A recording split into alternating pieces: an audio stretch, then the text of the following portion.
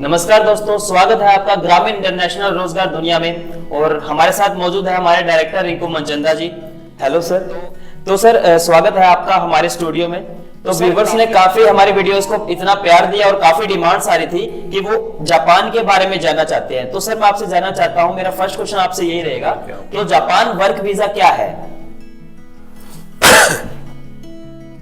सूरज जी, ऐसा कोई भी नागरिक जो जापान का मूल नागरिक नहीं है और जापान को छोड़कर भारत या किसी भी अन्य देश से जापान में आकर काम करके पैसे कमाना चाहता है तो उसे जापान वर्क वीजा की आवश्यकता होती है। जो जापान का वर्क वीजा होता है वो 3 प्रकार का होता है, 3 कैटेगरीज हैं इसकी। सबसे पहला है रेगुलर जापान वर्क वीजा, जो जापान के द्वारा कुछ प्रोफेशनल्स कैटेगरीज हैं उन लोगों को दिया जाता है। दूसरा टाइप है जो वर्क वीजा का, वो है हाईली स्किल्ड प्रोफेशनल वीजा, इसको बोलते हैं। ये रेगुलर वीजा से थोड़ा ज्यादा बेनिफिशियल होता है और इसके अंदर कुछ पॉइंट बेस्ड सिस्टम दिया गया है जिसके आधार पर जापान में लॉन्ग टर्म स्टे के लिए ये वीजा दिया जाता है। और जो तीसरा वर्क वीजा होता है उसे एक तरह से हॉलीडे वीजा भी बोलते हैं और ये एक नॉर्मल स्किल्ड वर्कर्स के लिए या उन देशों के नागरिकों को ये वीजा दिया जाता है जिनके साथ जापान के कुछ एग्रीमेंट्स हैं और ये हॉलीडे वर्क वीजा भी इसको कहा जाता है। ओके सर, मैं आपसे जानना चाहता हूँ कि जापान में किन किन प्रोफेशन या वर्क के लिए जापान वर्क वीजा मिलता है? जापान की जो मिनिस्ट्री ऑफ फॉरेन अफेयर्स है उसने कुछ ऑक्यूपेशंस की लिस्ट जारी की है जिसके आधार पर जापान का उन ऑक्यूपेशंस के लिए वर्क वीजा दिया जाता है। जैसे कोई आर्टिस्ट है, कोई फोटोग्राफर्स है, इसके अलावा नर्सिंग केयर के लिए जापान का वर्क वीजा मिलता है। मेडिकल सर्विसेज जैसे कोई हमारे डॉक्टर्स हैं, फिजिशियंस हैं, डेंटिस्ट हैं, फार्मासिस्ट हैं, नर्सिस हैं, और लीगल और अकाउंटिंग वर्क के लिए भी जापान का जो वीज़ा है वो मिलता है, प्रोफेशनल जो वीज़ा है। इसके साथ साथ इंजीनियर्स के लिए वर्क वीज़ा मिलता है। कुछ बिजनेस मैन्स हैं, बिजनेस कैटेगरीज हैं जिसके अंदर वर्क वीज़ा जापान के द्वारा प्रोवाइड किया जाता है। और इसके साथ साथ टीचिंग के अंदर भी, एलिमेंट्री टीचिंग के अंदर भी जापान वर्क वीजा प्रोवाइड करता है। कुछ स्किल्ड वर्कर कैटेगरी हैं जैसे शेफ हैं, एनिमल ट्रेनर्स हैं, पायलट्स हैं, सपोर्ट ट्रेनर्स हैं, और कुछ फॉरेनर्स हैं जो इसके अंदर टेक्निकल इंटर्न्स भी इसके अंदर आते हैं, जहाँ जिसके बेस पर जापान का वर्क वीजा प्रोवाइड किया जाता है। ओके तो सर हमारे दर्शक आपसे ये भी जानना चाहते हैं कि जापान वर्क वीजा के लिए हमें किन किन डॉक्यूमेंट्स की नीड रहती है? सूरज जी, यदि हमारे हिंदुस्तान का कोई भी नागरिक या दुनिया में किसी भी देश का कोई नागरिक जापान में जाकर काम करना चाहता है तो उसके पास कुछ बेसिक डॉक्यूमेंट्स की ज़रूरत होती है जिसके आधार पर जापान का वर्क वीज़ा जापान के द्वारा दिया जाता है। सबसे पहले है सर्टिफिकेट ऑफ एलिजिबिलिटी, इसको COE भी बोलते हैं शॉर्ट फॉर्म में। सूरज जी, हमारा कोई भी इंडियन नागरिक जो जापान में जाकर काम करना चाहता है उसे इस बात का पता होना चाहिए कि जापान का वर्क वीज़ा लेने के लिए हमें किन किन डॉक्यूमेंट्स की ज़रूरत होती है। सबसे पहले मैं आपको बताना चाहूँगा कि सबसे पहली रिक्वायरमेंट है सर्टिफिकेट ऑफ एलिजिबिलिटी, जो जापान गवर्नमेंट के द्वारा ही दिया जाता है। और इसके साथ साथ जो जापान का वर्क वीज़ा का फॉर्म है वो आप जापान की जो मिनिस्ट्री ऑफ फॉरेन अफेयर्स की वेबसाइट है उससे हम इसको डाउनलोड कर सकते हैं। आपके पास वैलिड पासपोर्ट होना चाहिए। आपकी 4 सेंटीमीटर इंटू 3 सेंटीमीटर की फोटो, पासपोर्ट साइज फोटोज आपके पास होनी चाहिए। ये फोटो आपकी 3 महीने से ज़्यादा पुरानी नहीं होनी चाहिए और फोटो का जो बैकग्राउंड है वो आपका वाइट होना चाहिए, जिसमें आपका जो फेस है वो बिल्कुल क्लियर शो होना चाहिए। अच्छी क्वालिटी की ये फोटोज आपकी होनी चाहिए। बहुत बार ये वीज़ा जो है वो अच्छी फोटोज क्वालिटी ना होने की वजह से भी रिजेक्ट हो जाता है। और जिस कंपनी में आप जॉब करने के लिए जा रहे हैं उसका आपके पास ऑफर लेटर होना चाहिए, और उस ऑफर लेटर के ऊपर आपकी सैलरी, आपका पीरियड ऑफ एम्प्लॉयमेंट, कितने टाइम के लिए आपको वो एम्प्लॉयमेंट दी जा रही है, वो उसमें क्लियर मेंशन होना चाहिए।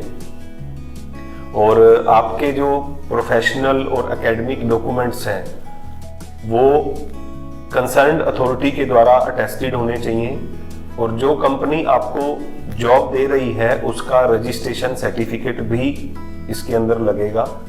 और यदि कोई कंपनी अपने किसी एम्प्लॉय को ट्रांसफर कर रही है अपने जापान ऑफिस के अंदर, तो उसके पास उसके अंदर उन दोनों ऑफिसेस का एक relationship between two offices of the company, वो उसके एक डॉक्यूमेंट होता है, वो भी आपके पास होना चाहिए। ये उस केस में रिक्वायर्ड है जब यदि कोई एम्प्लॉई कोई कंपनी अपने एम्प्लॉई को किसी एक देश से दूसरे देश में, जैसे कंपनी का ऑफिस इंडिया में भी है और जापान में भी है, और इंडिया का एम्प्लॉई है और वो उसको जापान अपने उस ऑफिस में कुछ पर्टिकुलर टाइम के लिए काम करने के लिए भेज रही है, तो उसको ये शो करना होगा कि उस कंपनी को कि उसके ये दोनों ऑफिसेस उसी के हैं। तो इसके लिए कोई भी एडिशनल डॉक्यूमेंट जो जापानीज एम्बेसी या कंसुलेट के द्वारा रिक्वायर्ड होता है प्रोफेशन के हिसाब से, वो भी इसके अंदर ऑन डिमांड पूरा किया जाता है वर्क वीज़ा के लिए। इन सभी डॉक्यूमेंट्स की जापान के वर्क वीज़ा के लिए ज़रूरत होती है। ओके, तो सर काफी अच्छी जानकारी दी आपने हमारे दर्शकों को। तो मैं आपसे जानना चाहूंगा कि जापान वर्क वीजा को हम अप्लाई कैसे कर सकते हैं? सूरज जी, जापान का जो वर्क वीजा है उसका जो पूरा प्रोसेस है वो 2 पार्ट्स में डिवाइड किया गया है। सबसे पहला पार्ट्स है सर्टिफिकेट ऑफ एलिजिबिलिटी प्राप्त करना, उसके लिए अप्लाई किया जाता है, और उसके सर्टिफिकेट ऑफ एलिजिबिलिटी मिलने के बाद जापान के वर्क वीजा के लिए अप्लाई किया जाता है। अब हम सबसे पहले स्टेप को अच्छे से जानेंगे कि जो बहुत मेजर और इम्पोर्टेंट स्टेप है। पहला स्टेप है सर्टिफिकेट ऑफ एलिजिबिलिटी। यदि आप जापान में काम करने के पर्पज से जाना चाहते हैं तो सबसे पहले आपके पास सर्टिफिकेट ऑफ एलिजिबिलिटी होना चाहिए। ये आपको जो कंपनी आपको एम्प्लॉय रख रही है या जो आपके स्पॉन्सर हैं उसके बिहाफ पर अप्लाई किया जाता है। ये आप डायरेक्ट अप्लाई नहीं कर सकते, ये आपको काम पर रखने वाली कंपनी के द्वारा अप्लाई किया जाएगा। वो कंपनी आपसे कुछ डॉक्यूमेंट आपके मांगेगी, वो आपको अपने एम्प्लॉयर को भेजने होंगे, और सर्टिफिकेट ऑफ एलिजिबिलिटी वो आपके लिए अप्लाई करेगी।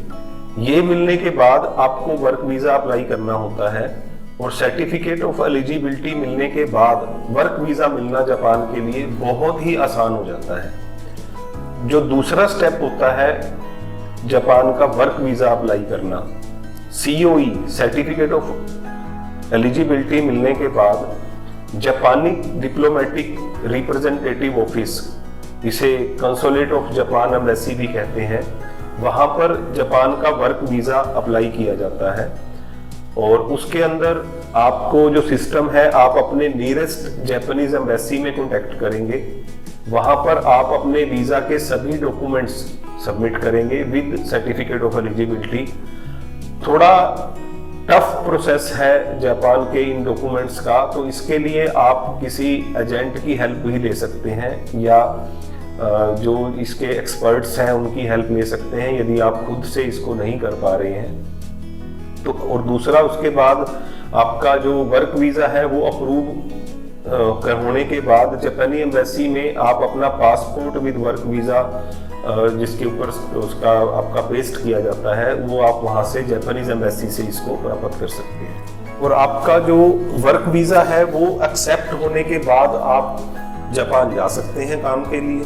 तो सर, हमारे दर्शक आपसे जानना चाहते हैं कि एप्लीकेशन सबमिट करने के बाद वर्क वीजा मिलने में हमें समय कितना लगता है? सूरज जी, ये 2 स्टेप्स जो मैंने आपको बताए हैं, इन दोनों स्टेप्स में जो थोड़ा ज्यादा समय लगता है वो COE मिलने में लगता है। एप्लीकेशन सबमिट करने के बाद जापानीज वर्क वीजा मिलने में मात्र 5 से 10 वर्किंग डेज लगते हैं। इसके अंदर आपको जापान का वर्क वीजा मिल जाता है, जबकि COE मिलने में जो टाइम है वो 3 महीने तक का समय भी लग सकता है। ओके, तो सर मेरे मन में एक सवाल आ रहा है कि जापान वर्क वीजा मिलने के बाद हम जापान में एंटर कर गए तो उसके बाद हम क्या करें? सूरज जी, बड़ा अच्छा सवाल किया है आपने। इसकी बहुत बार जानकारी हमारे लोगों के पास नहीं होती। मैं आपको बताना चाहूँगा कि वर्क वीज़ा के साथ आप जैसे ही जापान में एंटर करते हैं तो आपको एयरपोर्ट पर, जिस भी एयरपोर्ट पे आप जा रहे हैं, जापान में एंटर कर रहे हैं, वहाँ पर आपको एक लैंडिंग परमिट मिलता है। ये आप ध्यान रखें कि लैंडिंग परमिट मिलता है। ये लैंडिंग परमिट एक तरह से आपका एक अनुमति प्रदान कर रहा है आपको कि आप जापान में प्रवेश कर सकते हैं। ये आपको एयरपोर्ट पर ही मिल जाता है। इसके बाद आप जापान में residence card and entry permit के लिए अप्लाई करते हैं। इसके बाद दोबारा बोलता हूँ, इसके बाद आप जापान में रेजिडेंस कार्ड के लिए अप्लाई करते हैं। ओके, तो सर ये रेजिडेंस कार्ड क्या होता है? सूरज जी, बड़ा अच्छा सवाल आपने किया है कि जापान का जो रेजिडेंस कार्ड होता है वो क्या होता है। सूरज जी, यदि आप जापान में 4 एयरपोर्ट हैं, जैसे नरायता, हनेडा, कंसाई और चुबू, यदि आप इन 4 एयरपोर्ट से एंटर कर रहे हैं तो आपको एयरपोर्ट पर ही लैंडिंग परमिट मिल जाता है। यदि आप इन 4 एयरपोर्ट से एंटर कर रहे हैं तो आपको लैंडिंग परमिट के साथ रेजिडेंस कार्ड भी वहीं मिल जाता है।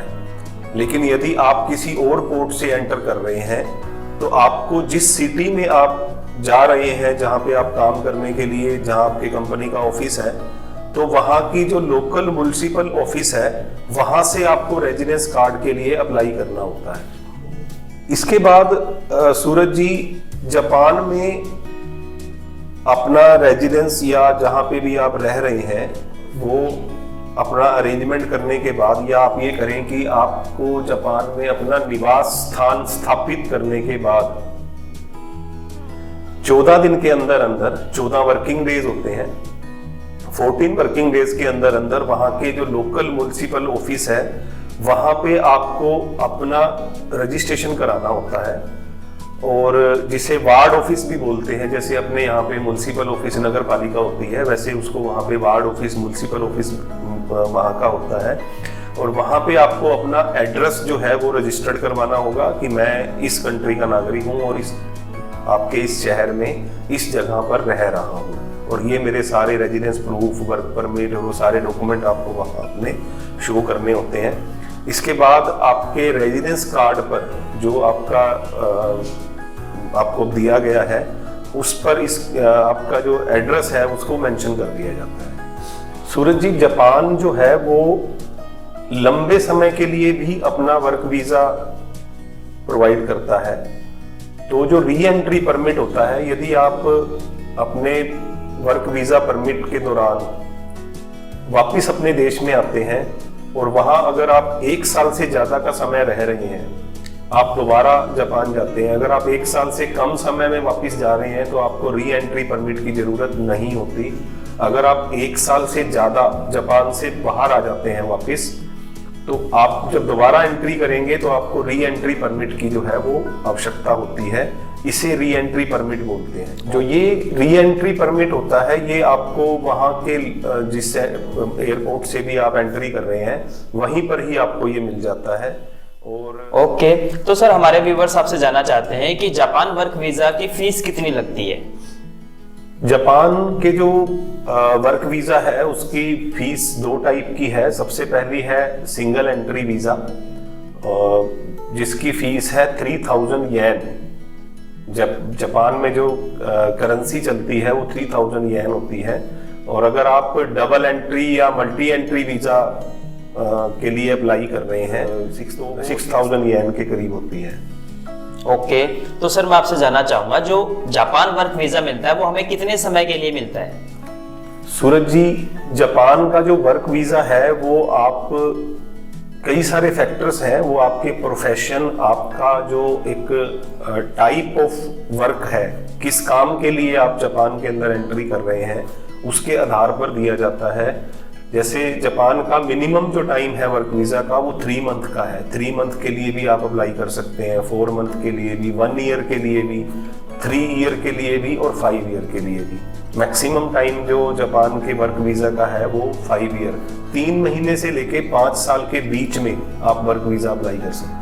ओके, तो सर हमारे दर्शक आपसे जानना चाहते हैं कि ये जो जापान वर्क वीजा है उसकी अवधि को बढ़ाया भी जा सकता है? जी बिल्कुल सूरज जी, जो जापान का वर्क वीजा है उसे उसका जो ड्यूरेशन है उसे बढ़ाया भी जा सकता है। ओके, तो सर मैं जानना चाहता हूँ कि जापान वर्क वीजा की अवधि को हम कैसे बढ़ा सकते हैं? सूरज जी, आप